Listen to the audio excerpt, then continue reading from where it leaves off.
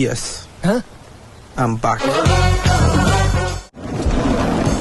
திரும்ப வரமாட்டேன் தானடா ஆட்டம் போட்டீங்க. வந்துட்டேன்டா. இனிமே என் ஆட்டம் சிலம்பாட்டம்.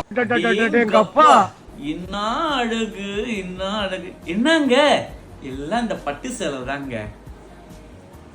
பிங்க் கலர்ல லைட் கலர் பாடி கலருங்க.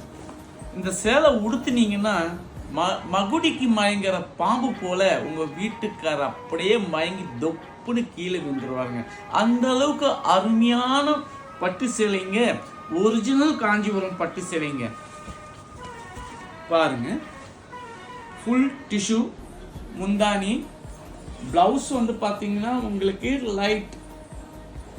லைட் லாவெண்டர் கலருங்க.